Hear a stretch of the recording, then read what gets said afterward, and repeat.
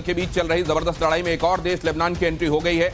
Israel Hamas युद्ध में Lebanon की एंट्री। हमास लड़ाकों के समर्थन में उतरा लेबनान का इजराइल पर मोर्टार से हमला।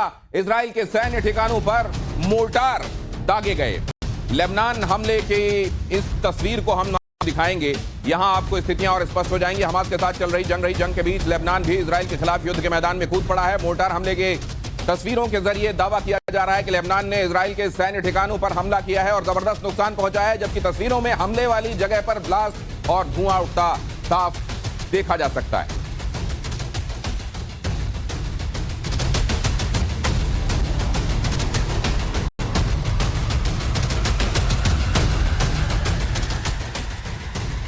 तो आतंकवाद के खिलाफ चल रही है लड़ाई। कुछ जगहों पर कुछ वजहों से ये मजहबी भी होती नजर आ रही है। मुस्लिम कंट्री हमास के समर्थन में है, जबकि गैर मुस्लिम कंट्री इजराइल के साथ खड़ी हुई नजर आ रही हैं। ऐसे में जल्द इस युद्ध को रोका नहीं गया तो इजराइल हमास युद्ध इजराइल अरब वॉर में भी तब्दील हो सकता है।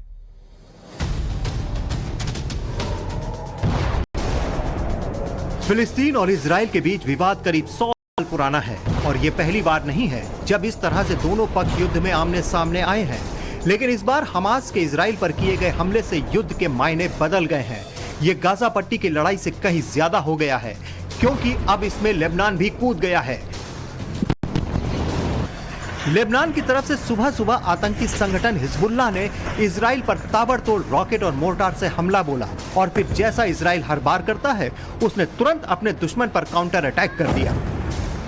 इजराइल के लेबनान के काउंटर अटैक के साथ ही युद्ध का दायरा गाजा पट्टी और यरूशलेम से बढ़कर लेबनान हो गया और अब खतरा इस बात का है कि इस हमले के बाद ये युद्ध अरब देश बनाम इजराइल न हो जाए, क्योंकि देर सवेर दूसरे मुस्लिम देशों की इसमें एंट्री हो सकती है, क्योंकि कुछ देश तो अभी चोरी छिपे हमास तक मदद पहुंचा रहे हैं।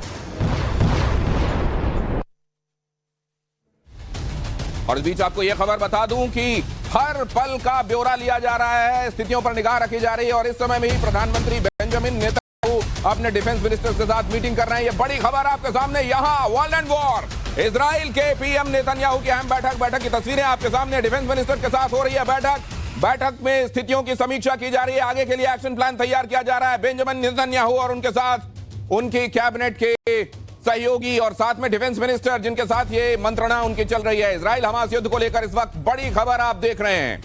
खुद बेंजामिन नेतन्याहू को मालूम है कि इस बार स्थितियां विकट हैं। ये स्थितियां पहली बार 1948 के बाद ऐसा हुआ है कि इतने सारे हमास के लड़ाके इजराइल की धरती पर दाखिल हो चुके हैं।